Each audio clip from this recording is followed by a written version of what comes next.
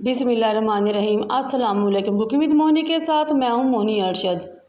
अल्लाह ताला आप सब का हामी और नासिर हो। शदीद गर्मी का मौसम है और जब इस मौसम में दिल घबराए तो कुछ ठंडा पीने को दिल करे, लेकिन बाज़ार के जूस बोतलों या शरबत से बेहतर है घर में कोई जूस शरबत या स्कॉच बनाया जाए, जिसको पीने से ना सिर्फ हमारी गर्मी दूर हो बल्कि हमारे मैदे की जिगर की गर्मी और तेज़ाबियत भी दूर हो। नहायत ही बजट फ्रेंडली और टेस्टी स्कॉश या शरबत, वो भी फालसे का। चले बनाना स्टार्ट करते हैं। 2 कप फालसा लिया, उसकी डंडियाँ टहनियाँ उतार ली, साफ़ कर लिया, धो लिया और एक बर्तन में डाल लिया। फिर उसमें मैंने 4 कप भर के पानी डाला और चूल्हे पे 20 मिनट के लिए पकने के लिए रख दिया। आपने घड़ी से देकर पूरे 20 मिनट के लिए सब पकाना है, जब तक हमारा फालसा पकता है और इसका पल्प नरम हो जाता है। मेरी आपसे रिक्वेस्ट है कि मेरे चैनल को लाइक करें, शेयर करें, सब्सक्राइब करें, बेल आइकॉन को टच करें ताकि मेरी तमाम वीडियोस आप तक पहुंच सकें। 20 मिनट गुजरने के बाद हमारा फालसा पक चुका था, नरम हो चुका था। अब हम इसके नीचे फ्लेम को ऑफ करेंगे, उसको ठंडा करेंगे। पकाने से हमारे फालसे का रंग कितना वाइट हो गया है और इसका पानी भी पक के काफ़ी हद तक खुश हो चुका है।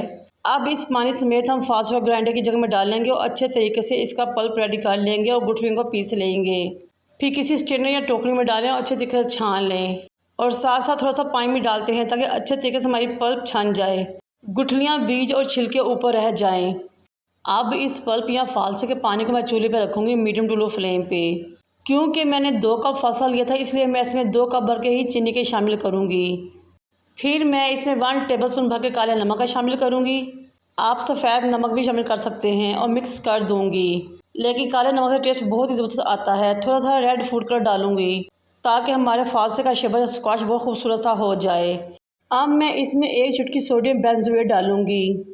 ये बहुत आराम से मिल जाता है। इसके डालने से आपका शरबत, केचप, जूस वगैरह एक लंबे अर्से तक ख़राब नहीं होगा, जिस तरह के बाज़ार के अचार, चटनियाँ, केचप, जूस वगैरह होते हैं। अब ये पकना शुरू हो जाएगा। जब ये पकना शुरू हो जाएगा तो मैं इसमें 1 टेबलस्पून भर के सिरके का शामिल करूँगी। सिरका डालने से फ़ायदा ये होता है कि हमारी चीनी स्क्वाश के अंदर जमेगी नहीं।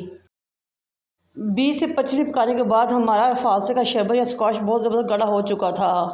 अब मैं इसके नीचे फ्लेम को ऑफ कर दूँगी क्योंकि ये ठंडा होने के बाद मज़ीद गाढ़ा हो जाएगा।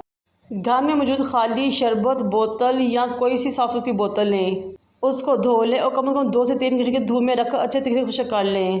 फिर किसी कीफ की मदद से, जग की मदद से इस बोतल के अंदर तमाम स्क्वाश को भर दें, फ्रिज में रख दें। तकरीबन 6 माह तक या इस सीज़न आप आराम से इसको बगैर ख़राब हुए इस्तेमाल कर सकते हैं।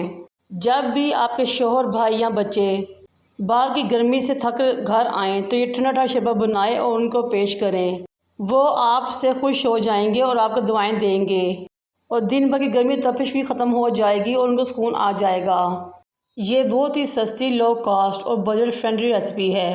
बाज़ार के गंदे जूस बोतलों से तो बहुत बेहतर है घर की साफ़ सुथरी बनी हुई चीज़ें। मुझे और मेरे वालिदैन को दुआ में याद रखें। अल्लाह हाफिज़।